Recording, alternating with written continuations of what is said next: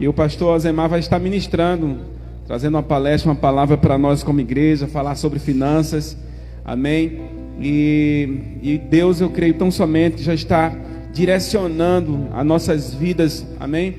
Quando nós sonhamos, amém, Deus realiza os sonhos e projetos, mas o executar é dele, amém? E ele está no controle de todas as coisas. Vamos ficar de pé, eu gostaria de convidá-los e vamos orar agradecendo a Deus por esse momento de culto, de fórum, e não deixamos também de cultuar, né? Vamos estar adorando ao nome do Senhor Jesus. Lucas 12, 42 e 43, mas nós vamos ler a partir do 35. Estejam cingidos os vossos lombos e as vossas lâmpadas acesas, e sede vós semelhantes aos homens que esperam que o seu Senhor retorne das bodas, para que quando ele vier e bater, eles possam abrir-lhe imediatamente. Abençoados são aqueles servos que, quando vier o Senhor, os ache cingido, vigiando. Em verdade, eu vos digo, ele cingirá e os fará assentar à mesa, e chegando-se, os servirá. E se vier a segunda vigília, ou vier a terceira vigília, e assim os encontrar, abençoados são estes servos. Mas sabei isto, que se o dono da casa soubesse a que hora viria o ladrão, ele teria vigiado e não teria permitido que arrombasse sua casa. Por isso, estai vós prontos também, porque o Filho do Homem vem em uma hora em que não sabeis. Então Pedro lhe disse: Senhor, dizes essa parábola a nós ou também a todos? E disse o Senhor: Qual é, pois, o mordomo fiel e prudente, que seu senhor fará governantes sobre os servos para lhes dar uma porção de alimento na estação devida? Abençoado é aquele servo a quem o Senhor, quando vier, achar fazendo assim. Louvado seja o nome santo do Senhor. Vamos orar e agradecer a Deus. Ficar de pé, igreja, vamos orar pelo nosso pastor, apresentando ele nas mãos do Senhor. Hoje, nesse encerramento desse fórum, Deus tem uma palavra ao coração de cada um de nós, amém? Estenda as suas mãos em direção ao servo do Senhor, amém? Meus amados, que a graça e a paz de Cristo seja convosco. Prazer retornar à cidade nova para juntos cultuarmos ao Senhor nosso Deus. Parabenizo a igreja pela iniciativa deste fórum de educação cristã, abordando esse tema muito importante, que é o tema da mordomia. E sei que ontem foi um intensivão, né? Mas foi de manhã, de tarde e de noite, não foi? Tarde e noite, né? E hoje manhã e noite, né? Então foi um intensivo de mordomia. E os preletores que passaram, todos devidamente qualificados, experimentados. Certamente os irmãos aprenderam bastante com relação a esse tema. E hoje eu quero falar de um tema que muita gente não gosta muito, né? Falar de finanças, muitas pessoas não gostam e acham que é um tema assim não muito adequado, mas na verdade a Bíblia Sagrada ela fala mais de finanças do que você possa imaginar, com elas recursos financeiros e dízimos e ofertas e dinheiros e etc. Então, o que eu vou falar aqui não está nada fora daquilo que a Bíblia nos orienta com relação a essa mordomia das finanças. Fiquemos em pé para lermos a palavra do Senhor, já que vamos ficar um tempo sentados. Os que podem, né? Porque nem todos podem ficar em pé, mas os que podem, por gentileza, abra a sua Bíblia no livro de Hebreus. Hebreus capítulo 7.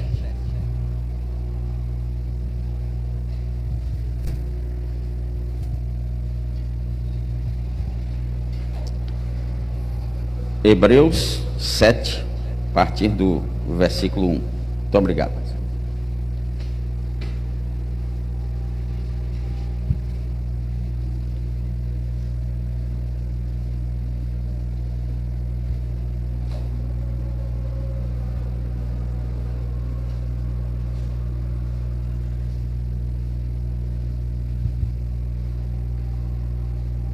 Diz assim a palavra do Senhor: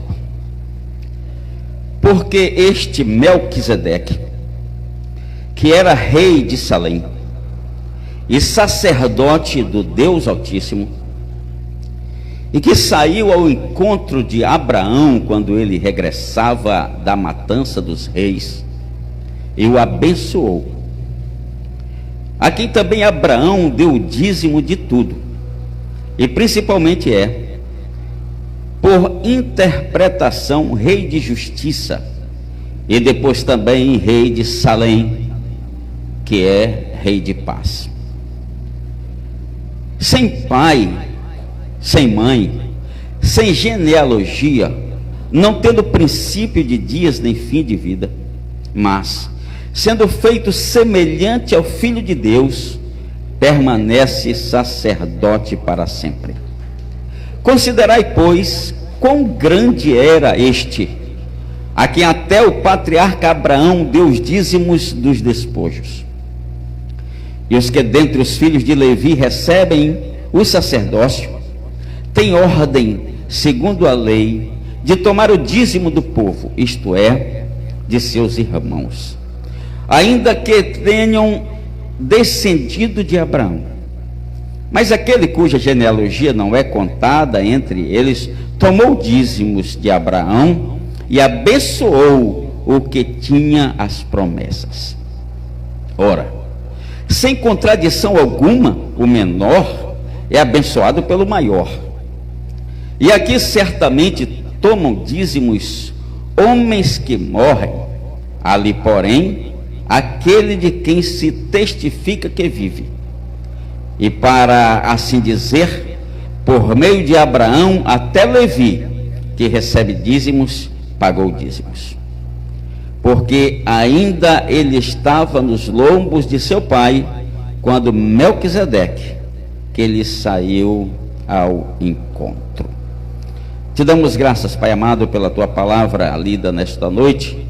Espírito Santo, rogamos a ti que nos conceda o entendimento da mensagem desta noite, para o nosso crescimento espiritual em Cristo Jesus. Assim nós te oramos, ó Deus, agradecidos no nome de Jesus. Amém.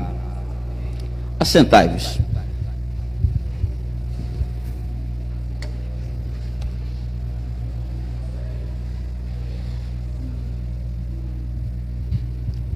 Mordomia. O que é mordomia? Imagino que os irmãos já tenham ouvido alguns conceitos de mordomia. Eu vou apresentar hoje um bem simplesinho sobre o que é a mordomia, o que é a mordomia cristã. Mordomia é o ato de administrar os bens alheios. É a função daquele que administra os bens que não lhe pertencem, os bens que pertencem a uma outra pessoa. Se você administra os bens de uma outra pessoa, então você está praticando esta doutrina da mordomia com relação às finanças. E o mordomo?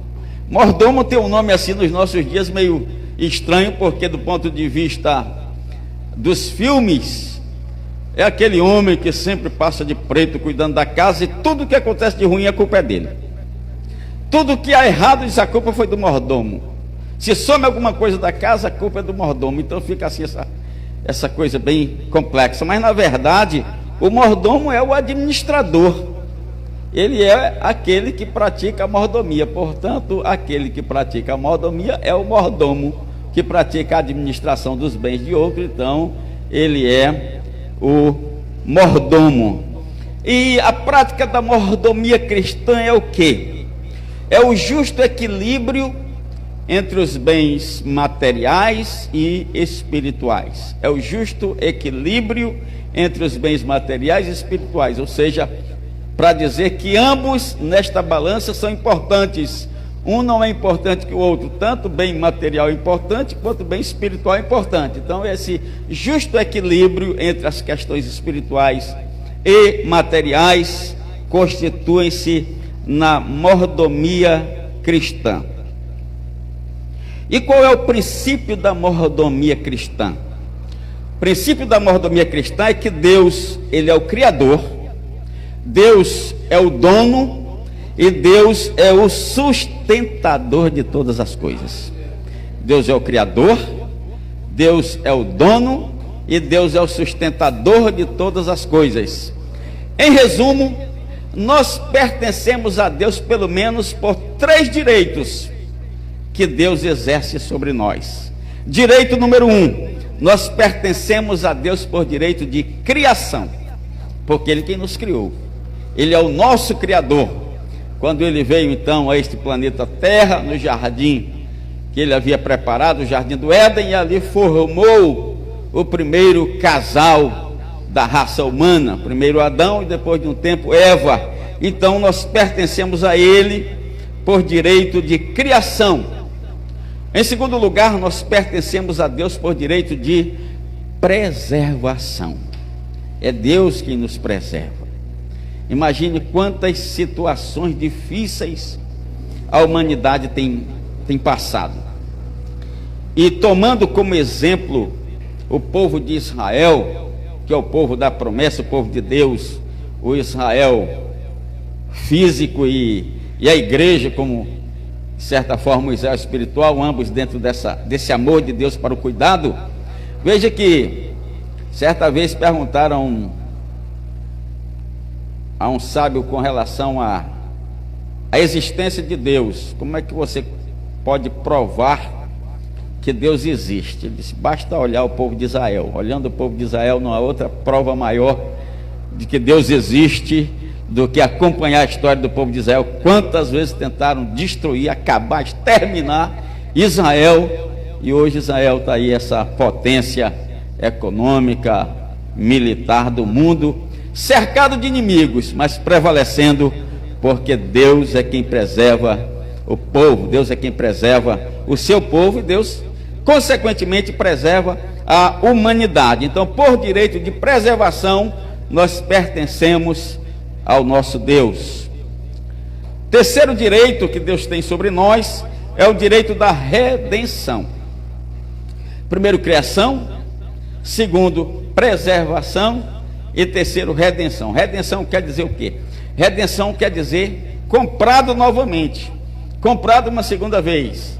Para entendermos melhor, seria mais ou menos isso: você tem um bem que você gosta muito, aí você necessitou se desfazer desse bem, aí colocou lá no LX, né? O LX, aí alguém foi e comprou, e um dia você vai passando e viu lá aquele cordão lindíssimo que você precisou vender, e está lá na vitrine, e aí você agora está melhor e quer comprar novamente. Claro que o preço é bem maior do que você vendeu, mas você tem um amor tão grande por aquela joia que lhe pertencia, e vai lá e compra novamente. Essa recompra significa a redenção. A mesma coisa aconteceu conosco quando Adão, e alguém diz assim, que quando Adão passou direito com relação àquilo que ele tinha e pecou, ainda bem que ele não tinha autoridade para assinar definitivamente essa entrega. A partir daí, quando ele pecou, que o mundo passou a estar sob a coordenação do maligno. O mundo jaz no maligno, mas ainda bem que ele não tinha essa autoridade para dar a assinatura completa, porque mesmo o homem pecando, Deus ainda assim, no tempo certo, o escritor dos Hebreus diz que o Senhor falou muitas vezes e de muitas maneiras. Aí a gente pode pegar então todas as épocas, as chamadas dispensações.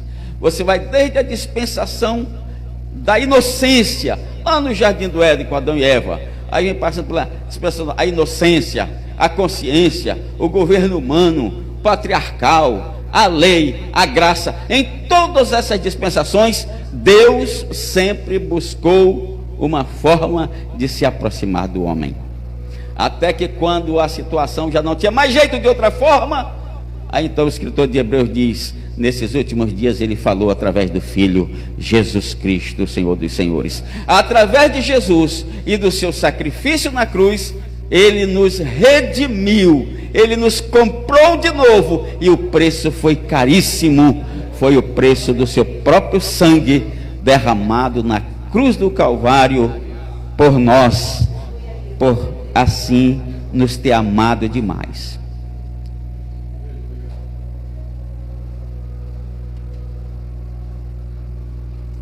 Portanto, meus amados irmãos,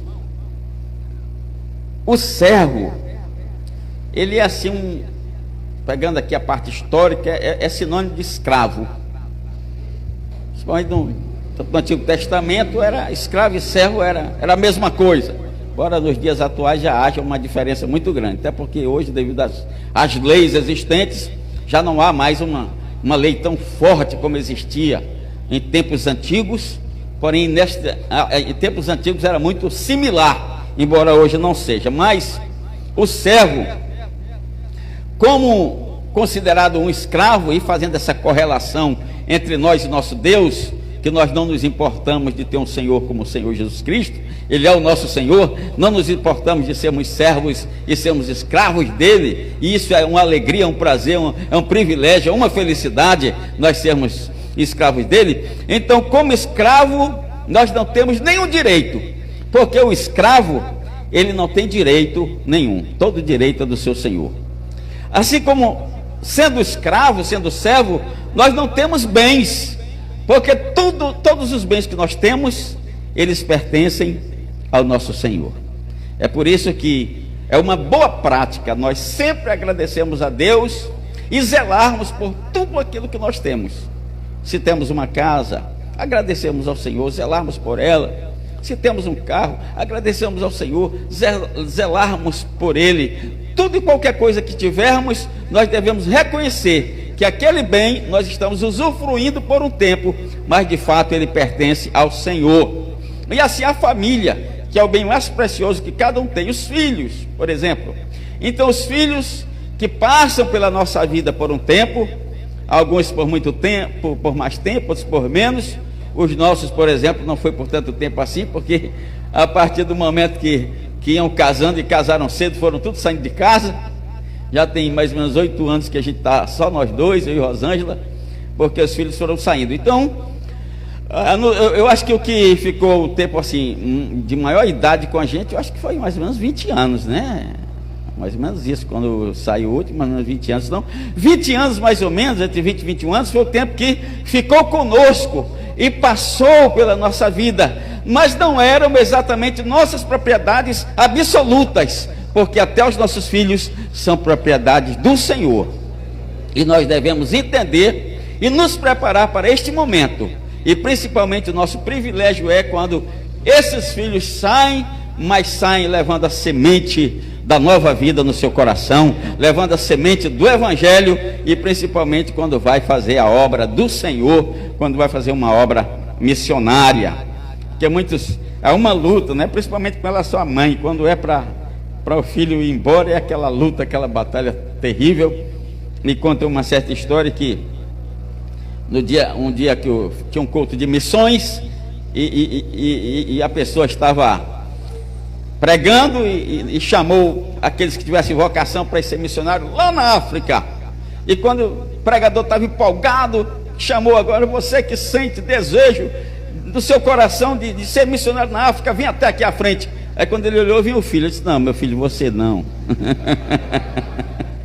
Ele serve para os outros, né? Mas para ele não, porque não quer se desfazer dos filhos para ir para um lugar tão distante. Mas os nossos filhos, nós devemos cuidar muito bem. Nós somos mordomos do Senhor, mas eles pertencem ao nosso Deus. Portanto, o servo, ele não tem bens e também ele não tem razão. Às vezes nós queremos ter as nossas muitas razões e questionarmos tantas vezes com o nosso Senhor, mas nós precisamos aprender que, como servos, nós não temos razão. Toda razão pertence ao Senhor. Isso acontece muito no meio militar, não é? O soldado pode ter a maior razão que seja, mas se a palavra do capitão é outra, aí a razão pertence ao capitão, né? Então, nessa correlação, a nossa razão, e quando nós estamos falando aqui, nós estamos falando de uma relação de entendimento, e não propriamente daquilo que eu posso dizer, não, mas nesse caso aqui eu estou certo, não é nesse aspecto de dia a dia da igreja com relação a alguma coisa, estou falando com relação ao nosso Deus, porque por mais que a decisão do Senhor seja uma decisão até dolorosa do ponto de vista da nossa compreensão, mas o Senhor sempre tem razão. Você já imaginou o que era de repente para Maria ver ali seu filho sangrando numa cruz? Mas todas as coisas tinham que acontecer para a glória do nome do Senhor e para que nós fôssemos redimidos pelo Senhor. Assim acontece conosco. Quantas coisas a gente não entende em princípio, mas a razão é sempre do Senhor, porque Ele sabe o amanhã. E a gente questiona muito. Quantas vezes a gente questiona, de repente, por uma criança que veio a óbito, e a gente começa a perguntar, mas por que essa criança tão inocente? Muitas vezes não entendemos, mas o Senhor sabe por quê. Ele sabe todas as coisas, e Ele sempre tem a razão em todas as coisas. Portanto, meus amados irmãos, a mordomia cristã, ela deve restaurar a consciência do dever de cada crente perante Deus e o mundo. Olha como é bonita essa declaração. Decore aí. A mordomia cristã, ela deve restaurar a consciência do dever de cada crente perante Deus e perante o mundo. Se eu vou fazer um teste aqui, mas vocês não vão responder não. Eu mesmo vou responder porque eu não gosto de criar constrangimento para ninguém, jamais. Mas se eu perguntasse aqui, não me responda. O que é que diz, como é que começa o Salmo 23? Aí eu imagino que pelo menos, no mínimo, a metade da igreja responderia. O Senhor é meu pastor e nada me faltará. Pelo menos a metade, senão todo mundo, eu vou colocando aqui por baixo. Mas se eu dissesse como começa o Salmo 24? Aí eu imagino que só uns 10% responderiam. Por quê? Porque nós somos tendentes a sempre buscarmos aquilo que interessa a nós, que interessa a mim. Então, o Salmo 23, o Senhor é o meu pastor e nada me faltará, deitar-me faz em verdes, mas tudo é para mim. Prepara aí uma mesa perante os meus adversários, a mesa para mim, tudo é para mim. Mas o Salmo 24, ele diz, do Senhor é a terra, do Senhor é o mundo e tudo o que está nele pertence ao Senhor, louvado seja o nome de Jesus. Então, meus amados irmãos, esta restauração do entendimento é o que a mordomia cristã deve fazer, deve praticar. Por quê? Porque Deus que nos constituiu seus mordomos, Ele um dia pedirá conta. Lucas 16 fala sobre uma entre muitas histórias com relação a essa prestação de contas, porque tudo aquilo que nós recebemos do Senhor, um dia nós iremos prestar conta da nossa mordomia, iremos prestar contas daquilo que o Senhor colocou em nossas mãos para nós administrarmos. Por isso, olha, ouça bem, se você tem dom que recebeu do Senhor, não enterre o seu talento não, porque um dia você vai prestar conta. Tudo aquilo que você sabe, porque não há inúteis na casa do Pai, né? Não há inúteis na casa de Deus. Não há ninguém na casa de Deus que não possa fazer alguma coisa para o Senhor. Então, o que você recebeu daquilo que Deus colocou no seu coração, que é o seu dom, que é a sua dádiva, faça com alegria, porque um dia Deus vai pedir conta a você. Lembra aquela irmã da Bíblia Sagrada, do livro de Atos dos Apóstolos, chamada Dorcas? Ela era uma costureira, aleluia. Não era uma pregadora, não era uma conferencista, não era uma oradora, ela era uma costureira. Mas o ministério dela foi tão lindo, porque ela fazia roupa tanto para sua sobrevivência quanto para abençoar as pessoas necessitadas. Quando ela faleceu, eu disse: não, a gente não pode viver sem Dorcas.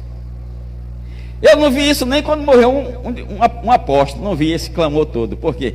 Porque a multidão foi atrás dos apóstolos para irem lá orar por ela, para ela ressuscitar, porque não conseguiu viver sem Dorcas. Era o ministério dela, era o talento que ela tinha, e desenvolveu muito bem e honrou o nome do Senhor na prática de costurar as roupas para as pessoas carentes.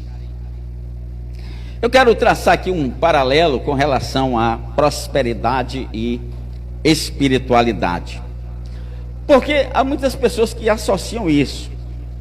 Por exemplo, havia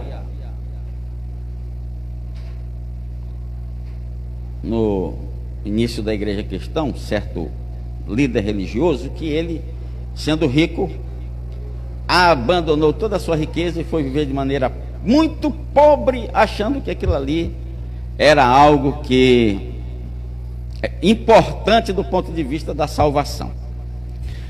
E há outras pessoas que acham que, exatamente pelo fato de ser pobre, é mais espiritual que o rico. Outros já acham que o rico é mais espiritual pelo fato de prosperar.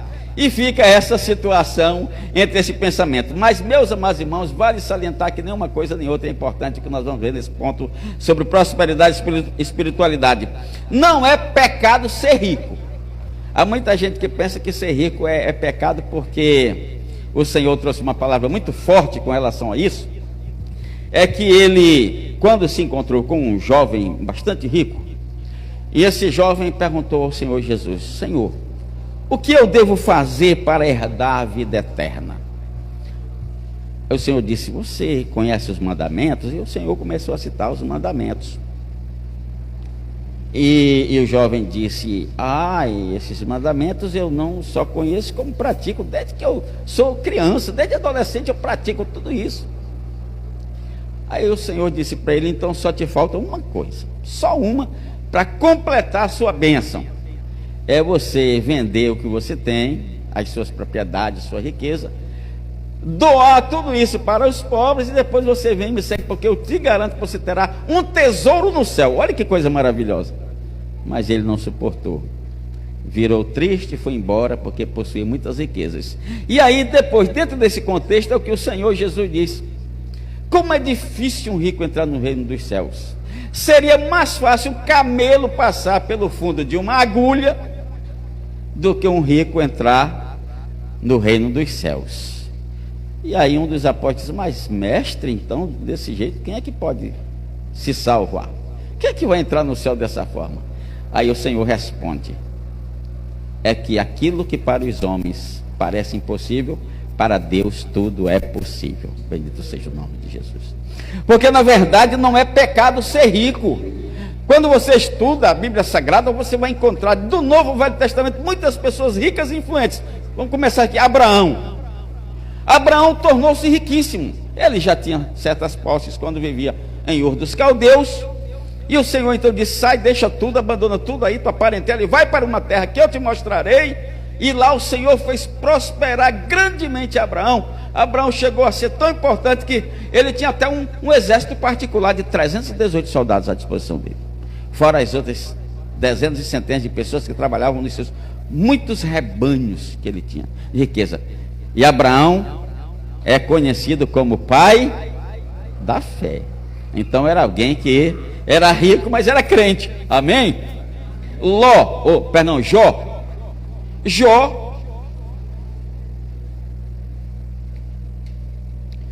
a Bíblia diz que naquela região em que Jó morava, não havia naquela região do Oriente homem mais rico do que Jó. Centenas e milhares de cabeças de gado, de camelo, de ovelha, de tudo ele tinha. Muitas pessoas a seu serviço. E era crente. Dava exemplo no meio daquela sociedade que ele vivia, como alguém que era justo e que se afastava do mal, ao ponto de ele ter passado por uma das piores experiências na vida do ser humano, tudo porque Satanás entrou no contexto dizendo assim: é fácil Para ele que é rico é tudo fácil, não falta nada, tira aí as coisas dele, foi tirando tudo, riqueza, saúde, tudo. E em tudo Jó permaneceu fiel ao Senhor. Era rico, mas era crente. Jacó, crente. José tornou-se segunda pessoa mais influente de todo o Egito da sua época. Depois de Faraó, quem mandava em tudo era José. Porque, meus amados irmãos, pecado não é ser rico, pecado é amar a riqueza mais do que o Senhor. Aí é o pecado grave. Não glorificar a Deus com a sua riqueza. Contam a história de Colgate. Eu já li isso. Se tem alguma coisa que aumentaram, não sei. Mas a história de Colgate que eu li diz que Colgate era um americano. Esse creme dental que você, não sei se você usa outro, mas se você usa o Colgate, e todos aqueles outros produtos que vieram, fora o creme dental, esse americano ele começou a fazer prova de Deus e começou a investir. Quanto mais ele crescia economicamente, mais ele investia na obra do Senhor. Então, quando você tiver um tempo, pesquisa sobre a história de Colgate. Acabou que, ao invés dele viver com 90% e dar 10% para o Senhor, ele vivia só com 10% e dava 90% para o Senhor. Já pensou?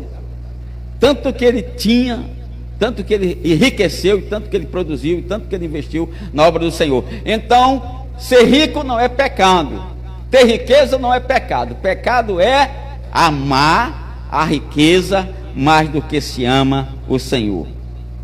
Pecado é não glorificar a Deus através da sua riqueza. Porque já imaginaram os irmãos se todos os ricos crentes investissem na obra do Senhor com fidelidade, como a igreja era diferente?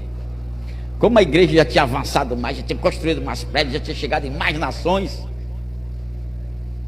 Mas o pecado é achar que de repente ele vai investir no reino e vai faltar para ele, e quanto mais tem, mais quer. Aí vem o pecado. É exatamente isso.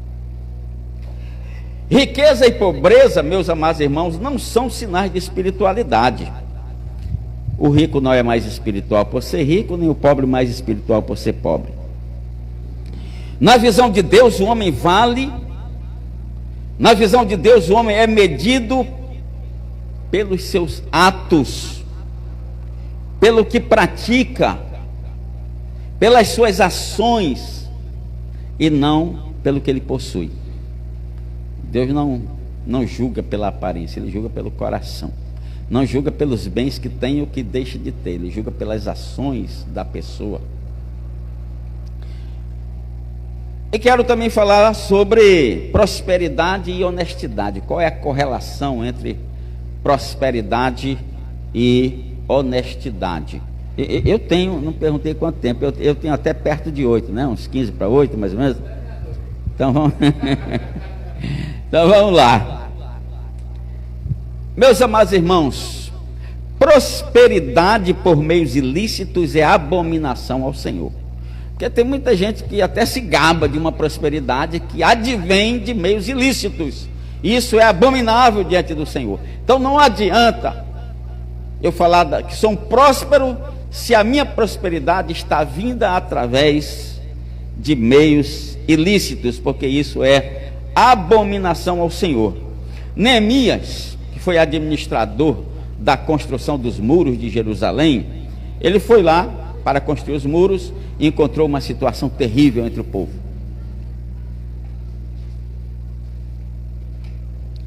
Estava muito pior que o Brasil, porque uma quantidade pequena de gente tinha toda a renda do que a maioria, que estava muito pobre. Eram os pobres cada vez mais pobres e os ricos que exploravam os pobres cada vez mais ricos. Então juntou um grupo e foi falar com Neemias, que veio para administrar a nação de Israel nesse período que Israel estava vivendo um cativeiro, estava uma situação triste. E olha o que eles disseram. Veja a situação, como é que o que deveria ter Deus no seu coração, que é o povo de Israel, deveria ser justo, porque é o povo de Israel, tinha que ser justo, aprendeu a ser justo, mas não estava praticando. Veja o que eles disseram. Neemias, Nós estamos numa situação em que nós estamos precisando até penhorar as nossas terras para poder conseguir algum trigo para alimentar a nossa família. O trigo era o dólar da época, né? Todo dependia do trigo. O trigo é alimentação, era para vender, para comer, para fazer o pão, para tudo, era o trigo. E eles disseram: Neemias, nós estamos até tendo que penhorar as nossas terras para poder conseguir um pouco de trigo. Aí continuaram cada vez piorando a situação. Olhe, mais que isso, nós temos que penhorar as nossas casas e as nossas vinhas para poder sobreviver aqui em Jerusalém. Terceiro, Neemias, nós estamos precisando pegar dinheiro emprestado até para pagar o imposto. Já pensou que situação terrível? Porque mesmo os pobres precisavam pagar o imposto. E eles disseram: olhe, a situação aqui está tão terrível que nós estamos pegando dinheiro emprestado para pagar o imposto. Como é que a gente vai viver desse jeito, se a gente não tem dinheiro nem para pagar o imposto? Mas e por que então tinha que pagar o imposto? Aí vem a pior de tudo, a situação pior que estava acontecendo em Israel. Olhe, porque nós muitas vezes temos que dar os nossos filhos como escravos para pagar nossa dívida. Porque naquela época era assim. Hoje no Brasil você não paga uma conta, o nome vai para o SPC, fica por 5 anos lá no SPC, você não pode comprar nada, está com o nome chamado sujo na praça, porque você comprou e não pagou. Depois de 5 anos a dívida não é deixada não, a dívida continua, mas o nome sai do SPC, mas a dívida não é perdoada não, porque tem gente que acha que depois, eu vou ficar devendo aqui, depois de 5 anos a dívida é esquecida. Era bom demais, né? Fosse assim, mas não, o nome sai do serviço de proteção, mas a dívida permanece criando juros e juros. Naquela época a situação era pior, porque vinha o credor. Se você não tinha mais casa, está penhorada, não tinha mais vinha, está penhorada, não tinha mais terra, está penhorada, então eles levavam os filhos, e os filhos iam trabalhar como escravos até que a dívida fosse paga, anos e anos trabalhando para pagar a dívida. E foi quando então Neemias reuniu todo o povo de Israel, os mais importantes, os magistrados, e trouxe ali uma doutrina pesadíssima com relação ao erro grave que eles estavam cometendo, ao pecado de estarem se enriquecendo, mas de forma desonesta. Estavam se aproveitando da fragilidade dos seus irmãos mais pobres, enriquecendo às custas deles, tomando as suas vinhas, tomando as suas terras e ficando cada vez mais rico. A prática da agiotagem. Tem muita gente rica nessa prática de agiotagem. O que é agiotagem? Pode ser que alguém aqui não saiba. É quando alguém empresta dinheiro com juros. Só em emprestar dinheiro a outra pessoa com juros já é uma prática errada. Só que muito mais que isso, normalmente o agiota, ele pratica um juro exorbitante, um juro altíssimo. Se o banco cobra 6%, ele cobra 12% por mês. É uma prática, além de pecado, uma prática ilegal, é um crime, de acordo com a lei brasileira. Pessoa física não pode dar dinheiro emprestado com juros. Você até pode emprestar porque você quiser, mas até porque a Bíblia até nem recomenda, a Bíblia nem recomenda emprestar nada, né? Se você puder, dê logo. Mas se você pode emprestar, alguém está necessitando, você só não pode cobrar juro, porque cobrou juro é agiota. Só as entidades bancárias é que são autorizadas pelo governo a cobrar juro, as pessoas físicas não. E há muita gente rica porque pratica agiotagem, explora as pessoas com juros altos e toma aquilo que a pessoa tem. Quantas pessoas perdem casa, perdem carro, perdem tudo para o agiota? E o agiota é sanguinário, porque ele, como não pode cobrar pelos meios legais, então ele cobra pelos meios ilegais, ou seja, pela brutalidade. Ele cobra por meios violentos, sequestrando os filhos, ameaçando tocar fogo na casa da pessoa. Então é por isso que eles se enriquecem, e isso Deus não se agrada. Sonegação de imposto. Há muita gente se enriquecendo, e muitas empresas se enriquecendo por causa da sonegação de imposto. Ora, há empresas que sonegam milhões. Isso aí, o proprietário pousa de alguém que está bastante rico, influente, quando está se enriquecendo por aquilo que era do governo e que ele sonegou o seu imposto. Exploração de funcionários. O cristão não pode explorar os seus funcionários, não pode, é pecado explorar. E quando eu digo explorar, é no sentido de que ele tem que trabalhar 8 horas, e se de livre espontânea vontade ele pode trabalhar um pouco mais, é uma coisa, mas não obrigar ele a trabalhar 12, porque isso é explorar. Explorar é você ter uma empresa, e a empresa pode pagar mais que um salário mínimo, e você não paga porque acha que a lei diz que é um salário mínimo, você paga um salário mínimo, podendo pagar mais. Então isso é explorar. E o cristão, o verdadeiro cristão legítimo, ele não pode ser explorador. Se ele tem uma empresa e entende que essa empresa pode pagar mais, pague mais, até porque o funcionário vai trabalhar mais feliz. Amém?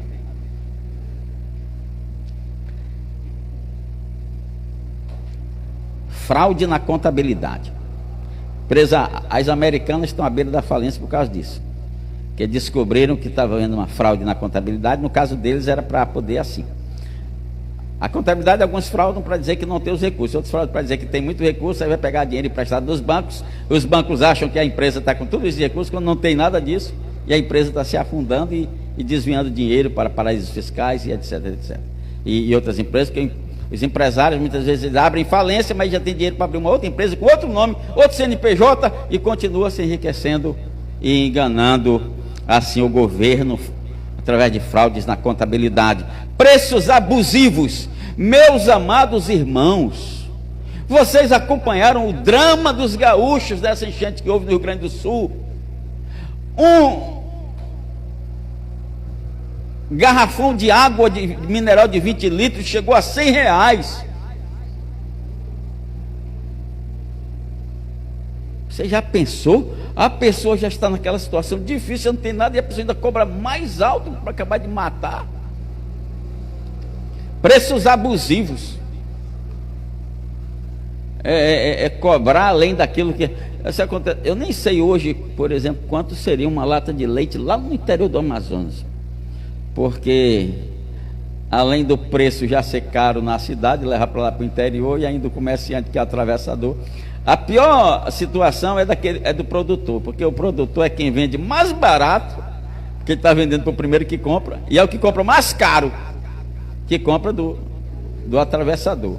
Quando o atravessador é justo, cobra um preço justo também, mas quando ele cobra de repente um preço exorbitante, então isso aí acaba que o pobre daquele que produz nunca vai conseguir melhorar na vida, porque vamos pensar, ele está lá no interior do Amazonas, ele produz o pescado.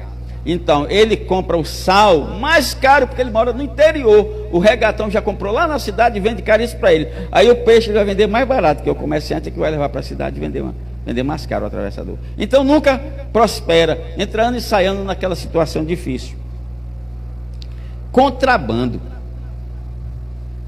Tem muita gente que vive de contrabando, e contrabando não é uma coisa, é crime, né? Não é uma coisa legal, não é uma coisa normal para se fazer. E às vezes até as pessoas na igreja são tentadas a embarcarem nisso, e vão lá para o Paraguai e compram mercadoria lá no Paraguai, além da cota, porque toda pessoa para comprar que não tem uma empresa, pessoa física, tem uma cota. Era $500, não sei se aumentou, diminuiu, era $500, mais do que $500 não podia. Aí vai e compra $12 mil de mercadoria, sem ter empresa, sem ter nada, chega no meio do caminho e vem a fiscalização, toma tudo. E aí ficou muito pior. E quando não toma, quando consegue passar pela fiscalização, aí vai vender aquilo ali, e do ponto de vista da lei brasileira, aquilo ali é um contrabando.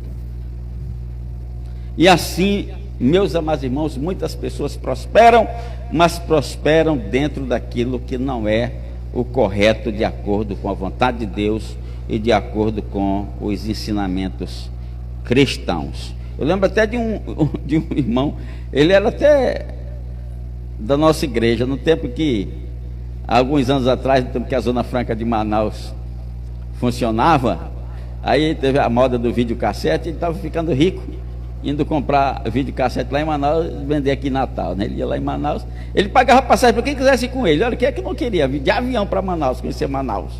Ele levava 2, 3, só para trazer mercadoria. Um dia a fiscalização pegou ele perdeu tudo. Então essas coisas assim, muitos enriquecem, mas de uma hora para outra perdem, porque está fazendo algo errado, de acordo com a vontade de Deus. Para entrar agora na mordomia, mais dentro dessa parte de finanças, dentro das ofertas e dízimos, e mais especificamente sobre dízimo.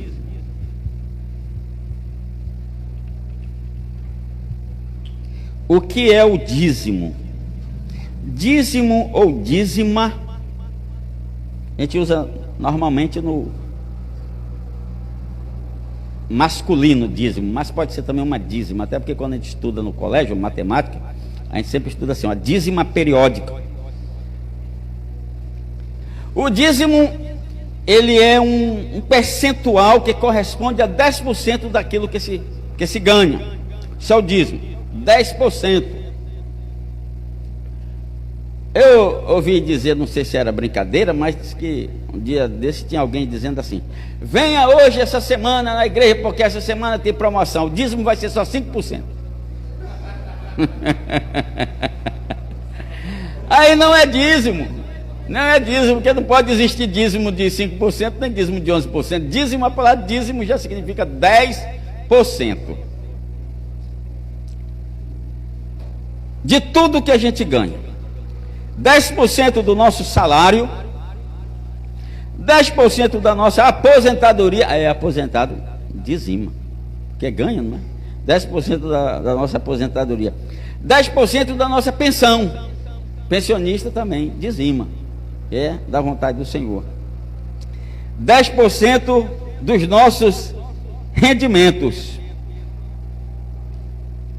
10%.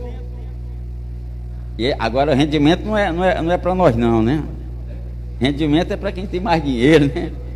É quem tem dinheiro investido, tem dinheiro investido na bolsa, nos planos aí bancários, né? Que tem dinheiro investido em letras bancárias e etc, na poupança.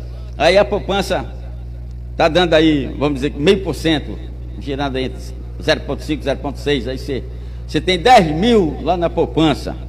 E não deu nada não, rendeu aí 50, 60 reais no final do mês, mas 10% desses 50 reais é o dízimo do Senhor, amém? Porque foi o lucro, não foi do que você tinha lá guardado, foi do lucro. O lucro foi o rendimento, rendeu 50 reais, 5 reais é o dízimo do Senhor, para abençoar a obra e você ser abençoado, diga amém? Amém. Glória a Deus. Olha aí mais, do arrendamento, tem propriedade arrendada? Do arrendamento tem o dízimo. Aluguel, se tem uma casa alugada, não a que você aluga para morar, que aí você já está pagando, mas você tem uma casa que você aluga para outra pessoa, você recebe o aluguel, 10% daquele aluguel que você recebe, não lhe pertence, é do Senhor. Agora eu vim aqui para os adolescentes e jovens, 10% da mesada. A mesada já é pouco, né? Olha, tinha uma criança lá em Manaus, nunca esqueci. Eu acho que ele deveria ter 9, 10 anos por aí. E ele tinha um alvo de missões. Ele tirava o dinheiro da merenda escolar que o pai dava. O pai dava R$2, ele tirava 50 e ia guardando. No final do mês, era uma das maiores ofertas de missões, era dele. Já pensou? Eu nunca esqueci isso, porque eu pastoreei essa igreja lá em Manaus, no bairro de Santo Antônio. Meus amados irmãos, a doutrina do dízimo tem sido debatida por vários grupos com a intenção de negá-la como doutrina legítima cristã.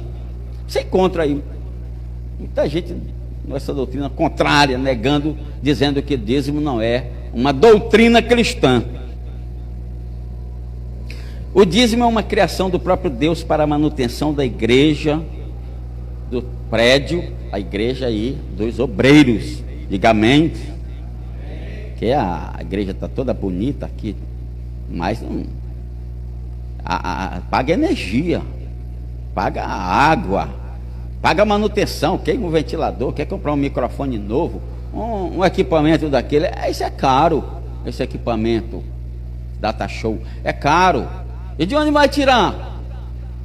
Então é com os dízimos e ofertas da igreja, amém? É com essa contribuição que tem, para poder manter a igreja funcionando, manter o obreiro trabalhando, é com dízimo e oferta. Agora vem uma palavra aqui muito forte, escute aí, aguente firme. Quando um crente se recusa a entregar o dízimo ao Senhor, é porque ainda não reconheceu plenamente o senhorio de Cristo sobre a sua vida. É forte, mas é verdade. Porque ninguém que reconhece alguém como Senhor lhe nega os seus direitos. Se você não devolve, entrega, paga, seja lá como chamar, o dízimo que não lhe pertence, mas que é do Senhor, você não reconhece. Se você nega, você não reconhece que Ele é o Senhor da sua vida. Porque se você de fato reconhece que Ele é o Senhor da sua vida, então você vai entregar alegremente, sabendo que Deus te dá 90 e só quer de volta 10. Amém? Alguém diz assim: pastor, mas olha, para quem ganha 1.000 é fácil, porque vai dar só 100. Mas para quem ganha 10.000, tem que dar 1.000zinho. É muito difícil, né? Mas você preferia os 9 ou os 900? Prefere ganhar os 900 para dar os 1.000 para ficar só com 900? Ou prefere ganhar 10.000 para ficar com 9.000? Então são essas coisas que às vezes a gente não avalia, porque, olha, Deus é tão justo que o dízimo é o mesmo valor para todo mundo, mesmo valor. Porque se eu ganho pouco, eu devolvo pouco. Se eu ganho muito, eu devolvo muito. Então é justíssimo. O que deveria o governo fazer assim? Porque já pensou, os quilowatts que eu pago de energia, o mesmo quilowatts que o cara que ganha 100.000 paga, isso é injusto. Isso é injusto. Mas o Senhor é justo, porque o Senhor, Ele pede que se devolva 10%, independentemente daquilo que você recebe. Agora vem uma mais forte aqui. Quando nos negamos a contribuir com dízimos e ofertas, nós estamos apunhalando o cristianismo bem no coração. Essa é forte. Essa aqui é para a gente não dormir, né?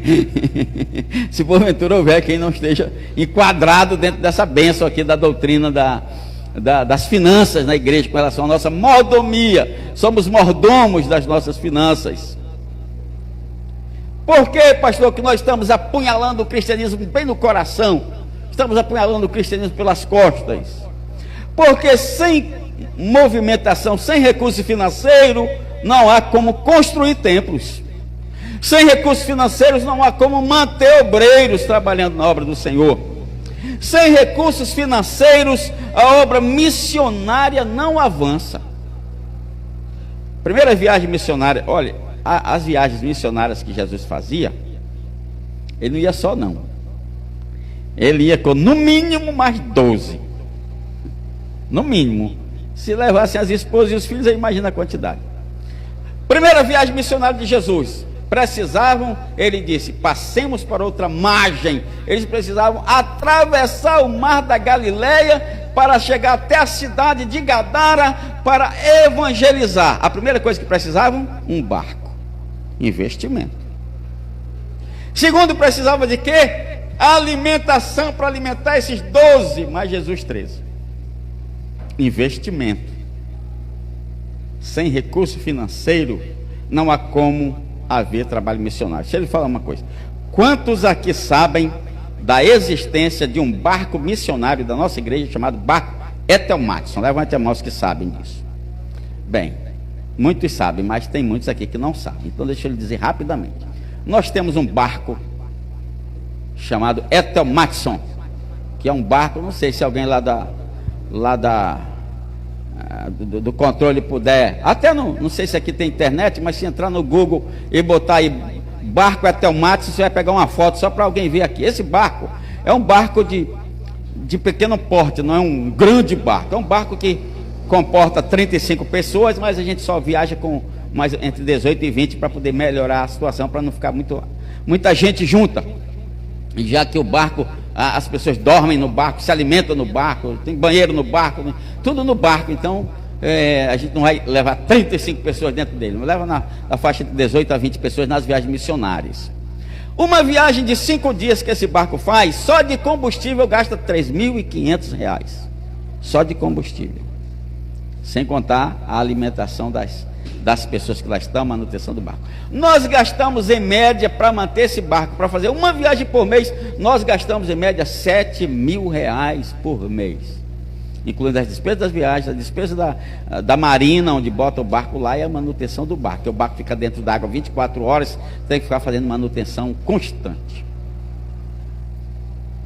Sem investimento, sem recursos financeiros, sem dízimo, sem oferta, não há como fazer o trabalho missionário. Você já imaginou o preço de manter um missionário lá na África com sua família? É alto. Mas se a gente não enviar, está escrito lá em Romanos: como ouvirão se não há quem pregue? E como pregarão se não forem enviados? Então, meus amados irmãos, fruto do trabalho do barco Ethel Matson, já temos 2 igrejas construídas entre os ribeirinhos, para a glória de Deus. E uma delas, e essa é a mais maravilhosa que eu acho, é que ela está construída em uma aldeia da etnia Baré, e quem está dirigindo a congregação é a filha do cacique que se converteu. Isso não é maravilhoso? Não tem dinheiro que pague, não tem dinheiro que pague um trabalho desse, porque uma alma vale mais que o mundo todo, diz a palavra. Então precisamos investir para que haja trabalho missionário. Veja, o que eu acho impressionante, que quando começou o ofertório, começou do homem, não começou, logo no iníciozinho não foi nem Deus, foi o homem que começou. Olha como é interessante isso. Capítulo 4 de Gênesis, Caim e Abel. E deixa eu falar aqui só do Abel, porque o Caim, a oferta dele não foi muito legal não, né? Deus não gostou muito da oferta dele não. Embora que aqui não diga o nome dízimo, aqui no capítulo 4, fala de oferta, mas era como se fosse dízimo, porque diz que Abel trouxe do melhor da sua fazenda, porque ele era pastor de ovelhas, do melhor que tinha, das primícias, dos primeiros, ele trouxe ao Senhor. Eu não encontrei do capítulo 1 ao capítulo 4 o Senhor dizendo: Abel, traga a oferta do seu rebanho. Não encontrei. Eu encontrei ele mesmo no seu coração. Ele entendeu o quê? Ele entendeu que ele ia contribuir, porque ele estava reconhecendo que Deus é quem tinha providenciado o sustento dele. Aleluia. Era Deus que tinha feito com que o seu rebanho pudesse produzir, pudesse crescer, pudesse nascer aquelas ovelhas saudáveis, que tivesse a chuva caindo para que a grama pudesse ficar mais verdinha, mais suculenta, para que o rebanho ficasse mais gordinho, etc. Então, em primeiro lugar, ele veio trazer uma oferta ao Senhor em reconhecimento que era o Senhor quem havia lhe dado. Em segundo lugar, era uma forma de adoração ao Senhor.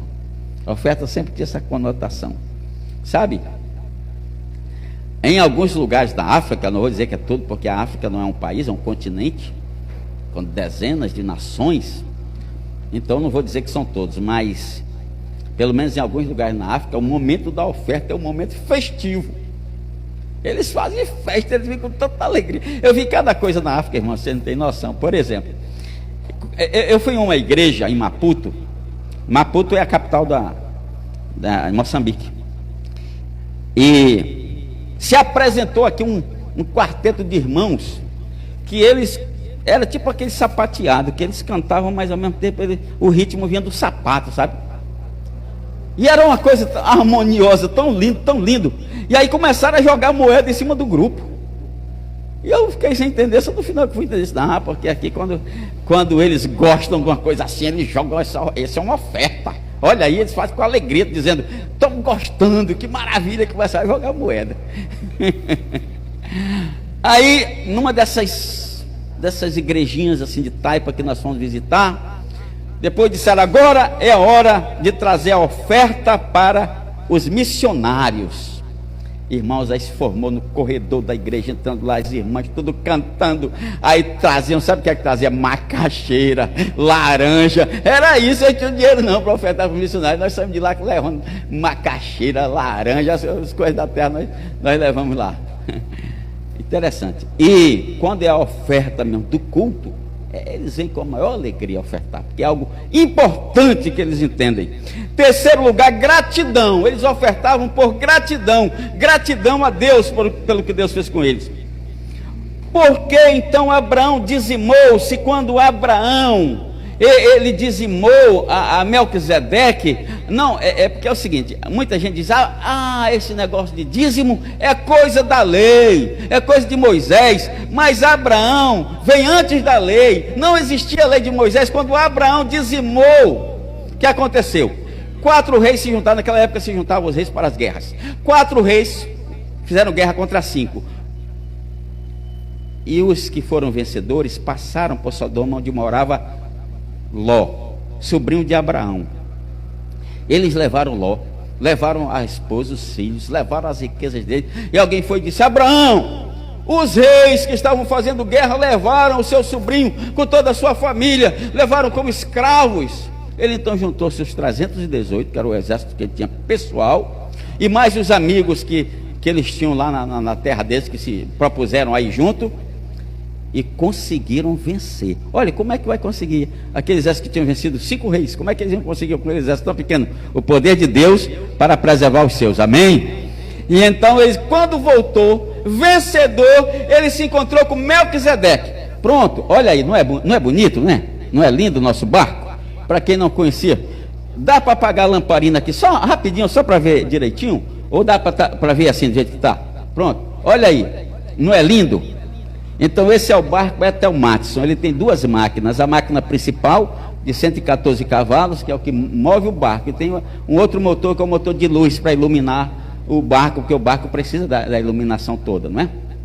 Pronto. Então, para manter esse barco não é fácil, mas é importante, porque os ribeirinhos, eles estão lá ouvindo o evangelho, e também o barco, quando vai, leva aquilo que pode, cesta básica e tal, de alimento, para abençoar aquelas pessoas que lá estão. No ano passado, a igreja fez um trabalho grande nas comunidades, porque houve uma seca tão grande lá, que é uma coisa impressionante. Quem mora na beira do rio, de repente não tinha água para beber. Já pensou? Coisa estranha. Então o Amazonas fez uma campanha extraordinária para levar, e não podia levar no barco porque estava seco o rio, então eles foram em pequenos barcos levando essas águas para ajudar aqueles irmãos. O barco faz um trabalho excelente lá no Amazonas. Muito obrigado. Então, meus amados irmãos, Abraão, ele encontrou com Melquisedeque, que era rei de Salém, que quer dizer rei da paz. Ainda não existia a lei de Moisés, o dízimo foi voluntário, ele não precisou alguém dizer, Abraão, você tem que pagar o dízimo, não. Voluntariamente, quando ele encontrou Melquisedeque, ele entregou o dízimo de tudo quanto ele conseguiu naquela guerra. Em primeiro lugar, Abraão dizimou voluntariamente. Em segundo lugar, era um tributo de gratidão pela vitória. Louvado seja o nome do Senhor. Meus amados irmãos, no país que nós estamos vivendo, de milhares e milhares, milhões de pessoas desempregadas, dizimar daquilo que eu recebi é um privilégio, porque eu estou ganhando alguma coisa, eu estou recebendo alguma coisa, então eu estou retribuindo daquilo que Deus me abençoou, em detrimento de todas as pessoas que gostariam de ter e não têm. E ele dizimou em adoração ao Senhor. Abraão. O dízimo no tempo da lei de Moisés. Agora vem a lei. Porque assim, o dízimo tornou-se lei e tornou-se obrigatório por causa da infidelidade do povo de Israel. Não era, nem precisa ser obrigatório. Era para ser um prazer, uma alegria, uma felicidade. Como Abraão fez, como Abel fez. Mas não, o povo estava se tornando infiel aí foi que veio a determinação. Tem muitas passagens, Levítico 27, Números 18, Deuteronômio 14. Deixa eu me ler só a de Levítico, porque Levítico é o que está mais associado à lei. Números fala mais da contagem das pessoas, e Deuteronômio é uma repetição da lei, significa isso, repetição da lei. Olha o que diz aqui, versículo 30: também todas as dízimas, aqui está no feminino, também todas as dízimas do campo, da semente do campo, do fruto das árvores são do Senhor, santas são ao Senhor.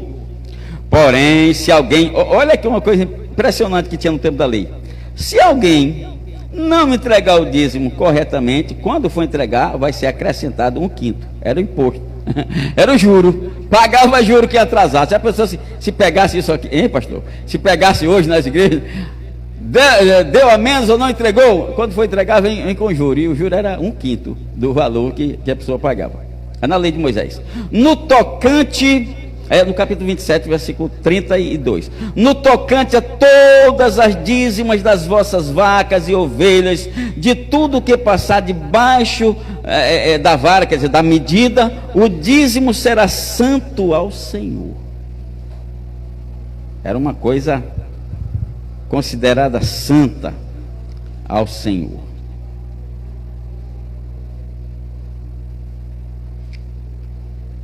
O dízimo na história de Israel, aí vem, né? Começou com Abraão, antes da lei, depois veio a lei, aí agora vamos na história de Israel. O dízimo era, meus amados irmãos, o termômetro da vida espiritual de Israel. É claro que a pessoa, quando começa a esfriar na fé, a primeira coisa que faz é deixar de dizimar. Pode prestar atenção que é. Começa a esfriar na fé, já não quer mais dizimar. Deixa de dizimar, esfria na fé. Então era um tipo de termômetro da espiritualidade de Israel. E vieram então as reformas. Na reforma de Ezequias impôs uma reforma em Israel, conforme 2 Crônicas, capítulo 31. E eu só vou ler aqui uma parte do que está lá nessa reforma. Assim que se divulgou essa ordem, os israelitas deram com generosidade o melhor do trigo, o melhor do vinho, o melhor do óleo, do mel e de tudo o que os campos produziram, trouxeram o dízimo de tudo. Pois a reforma veio, a conscientização de que eles estavam errados, eles se consertaram e fizeram assim. Na reforma imposta por Neemias, o que já falei dele mais no início, Neemias capítulo 10, versículo 37: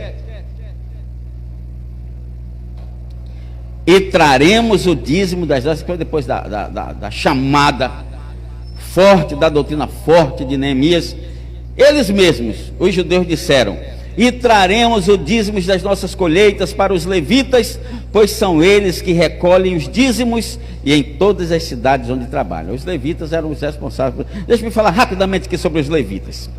O povo de Israel, quando entrou na terra prometida, a terra foi distribuída entre as tribos. Porém, por determinação de Deus, a tribo de Levi seria a tribo dos sacerdotes. Portanto, todo sacerdote era obrigatoriamente levita. Agora, claro, nem todo levita era sacerdote. Eles eram auxiliares do templo, mas todos os sacerdotes eram da tribo de Levi. E foi ordem de Deus para Moisés: a tribo de Levi não vai receber porção da terra, eles vão viver do dízimo. Ordem do Senhor, porque era a classe sacerdotal. A classe sacerdotal vai viver do dízimo. Eles não vão trabalhar secularmente, eles não vão arar a terra, eles vão cuidar do templo, vão cuidar da vida espiritual das pessoas. E assim se fez em Israel. Todas as demais tribos dizimavam para que na tribo de Levi não faltasse o suprimento. Reforma de Malaquias. Aí Malaquias foi mais forte. E palavras do Senhor por intermédio de Malaquias: pode o homem roubar a Deus? Pergunta do próprio Deus, está lá no texto, foi o Senhor que perguntou.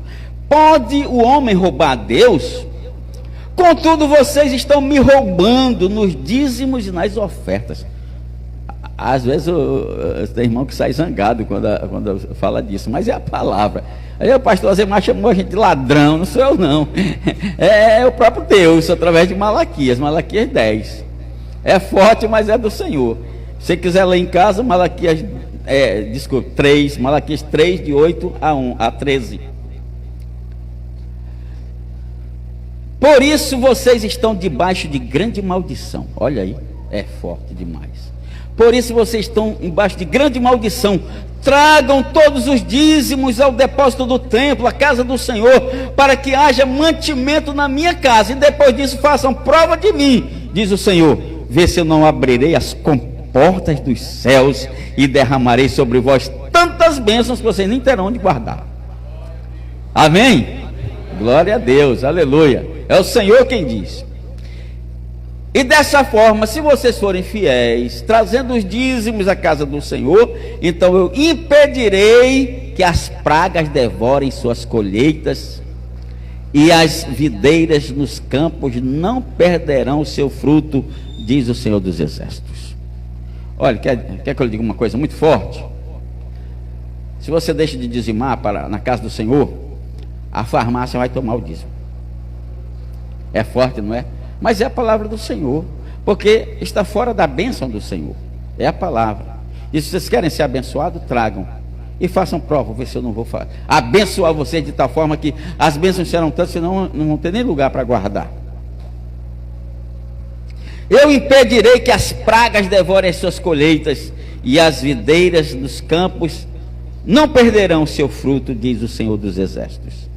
Meus amados irmãos, foi uma ordem expressa do próprio Deus. Veja, primeiro, tragam ou trazei, uma ordem, não foi uma opção. Dízimo não é uma opção, é uma ordem do Senhor. Segundo, havia um motivo para que haja mantimento. Terceiro, uma promessa: eu abrirei as janelas dos céus e derramarei bênçãos sobre vós. Dízimo no Novo Testamento, que muita gente diz, mas no Novo Testamento não existe nada falando de dízimo no Novo Testamento, isso é coisa da lei de Moisés. De fato, Jesus Cristo, ele não enfatizou muito com relação à doutrina do dízimo, porque a doutrina do dízimo era ponto pacífico. Ele não falava sobre aquilo que já era normal, que já fazia parte de milhares de anos Israel praticando. Então por isso ele não enfatizou muito, porque o povo de Israel também não questionou. Você percebe que em toda a Bíblia não houve ninguém que questionasse o dízimo, que dissesse, Senhor, e agora? Esse dízimo é para continuar, é para parar? Ninguém. Mas eles interrogaram muitas outras coisas. Por exemplo, eles interrogaram sobre o sábado. Quando Jesus fazia até o milagre do sábado, vinha aquela reclamação terrível, porque a lei dizia assim, como o Senhor está quebrando a lei do sábado, está quebrando isso, está quebrando aquilo, etc. Vinha aquela confusão e interrogavam o Senhor, o mestre de vocês, por que não guarda o sábado? Eles interrogaram sobre o divórcio. Senhor, e o divórcio é lícito da casa de divórcio, a esposa? E o Senhor disse, não é lícito, não é legal, o divórcio não é para existir. Agora é claro que Moisés em um certo tempo deu a carta de divórcio por causa da incredulidade do povo, mas não era para ser assim, foi palavras do Senhor.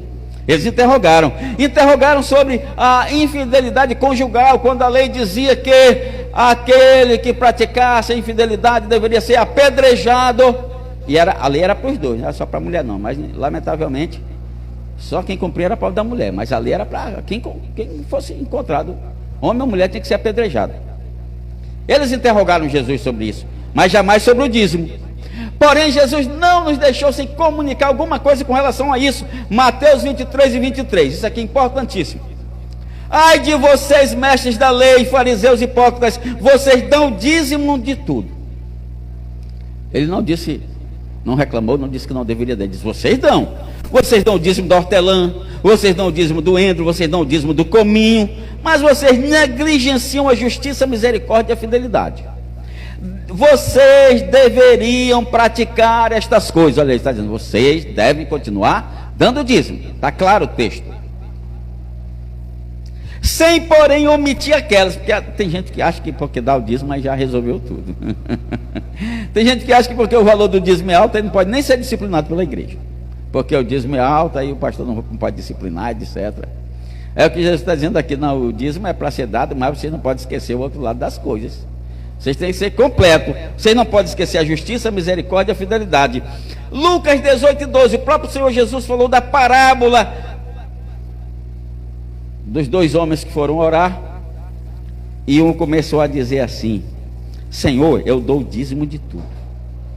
Na oração dele já estava se justificando, Senhor, qualquer coisa que eu não fizer, mas eu tenho crédito porque eu estou dando dízimo de tudo. Não era assim, o Senhor não disse que ele não deveria dizimar, mas disse que o mais importante era a humildade.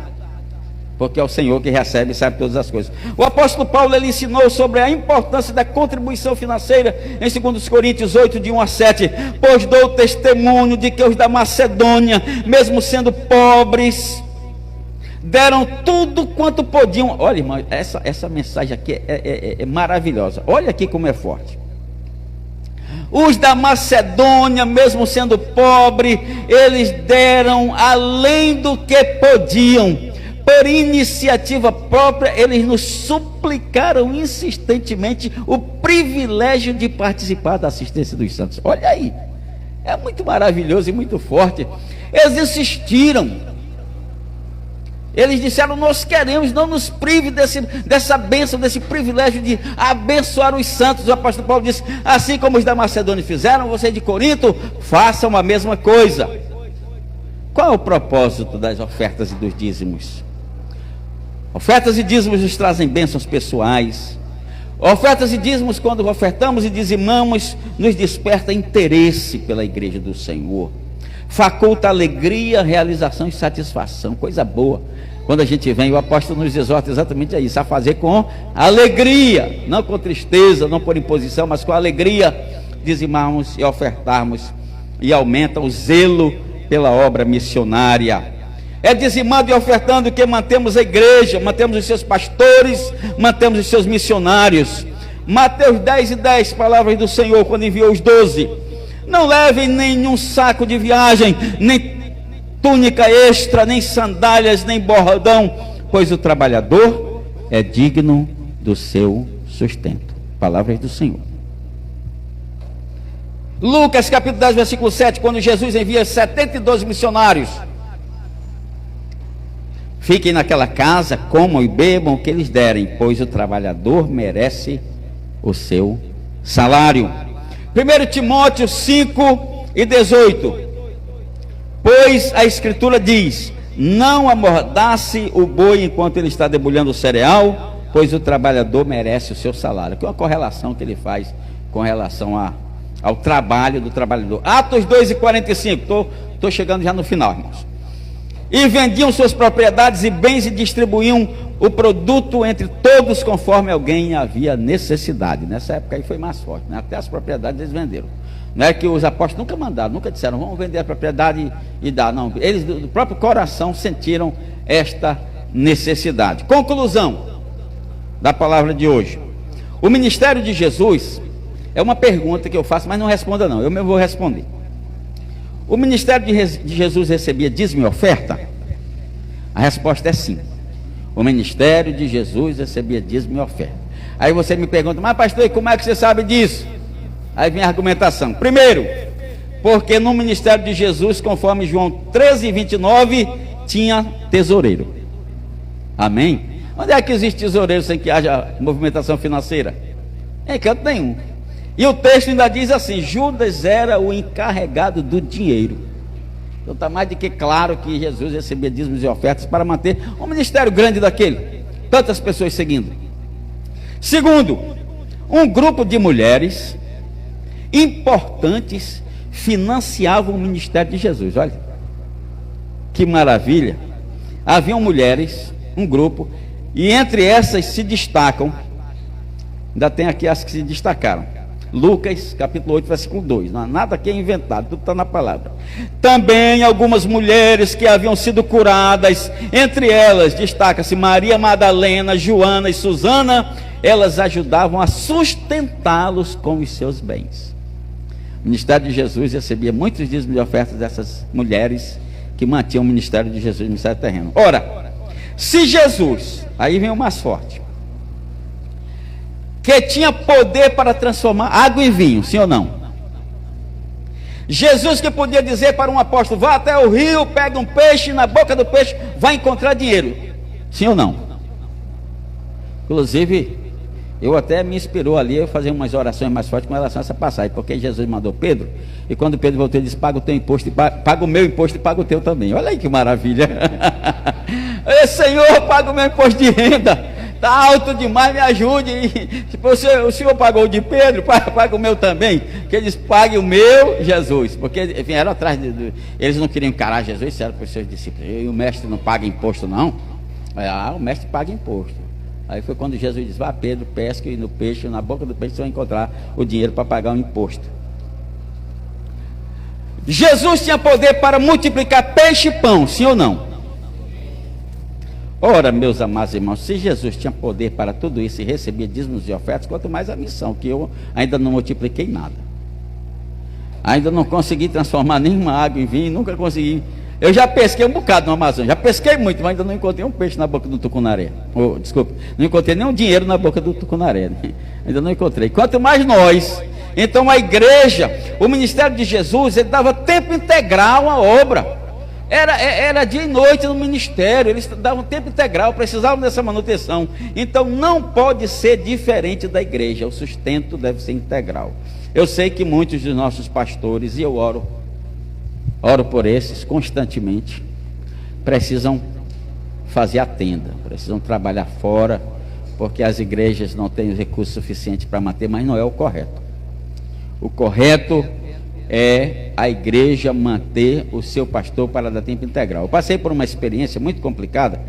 No início do meu ministério eu trabalhava no Banco Itaú, e um dia ligaram para mim, eu no banco: faleceu a irmã fulana de tal. Eu disse: olha, infelizmente eu não posso sair do banco, porque eu não podia chegar para o gerente e dizer: olha, eu vou largar aqui o meu caixa porque faleceu uma irmã na igreja, eu preciso imediatamente dar assistência. Não podia.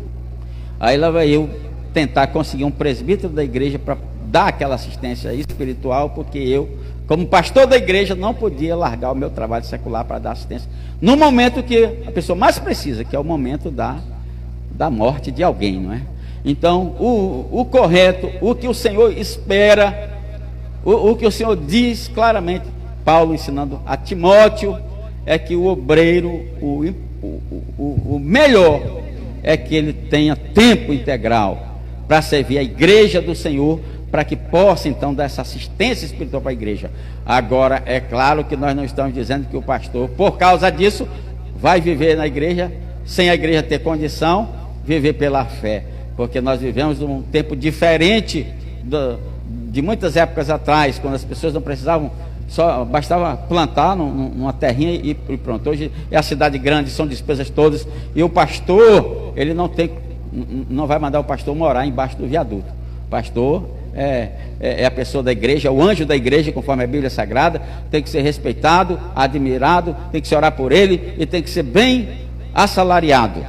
Esse é o que é o certo na igreja. Agora, como algumas não podem, alguns pastores têm que trabalhar fora para poder sustentar a igreja. Portanto, meus amados irmãos, a palavra dentro dessa mordomia de finanças é que o Senhor espera que sejamos fiéis como mordomos do Senhor nos nossos dízimos e nas nossas ofertas. Que Deus nos abençoe no nome de Jesus. Obrigado, pastor. Louvado seja o nome do Senhor. É uma honra pelo nosso pastor aqui e ministrar sobre finanças, né? E quando a gente estávamos falando sobre alguns temas do fórum, né? E desde dezembro, pastor, nós estávamos sonhando, pastor Edson nos procurou depois de uma reunião que tivemos: rapaz, vamos fazer um fórum na igreja, vamos tratar alguns assuntos, alguns pontos de crescimento para a igreja, e começamos a desenvolver isso. Chamamos a liderança, o ministério a sonhar juntos. A igreja comprou a ideia de a gente estar realizando esse fórum, e a gente começou a estreitar, porque a gente pensava em ser mais dias de palestras, e estreitando, e um dos temas ficou, que era a necessidade de ser ministrado, ficou sem essa pauta, né? E aí depois o pastor, né, azemado assim: eu quero ministrar sobre finanças. Eu disse: rapaz, é de Deus esse direcionamento, e louvo a Deus por sua vida, pastor. E é uma realidade que vivemos a congregação.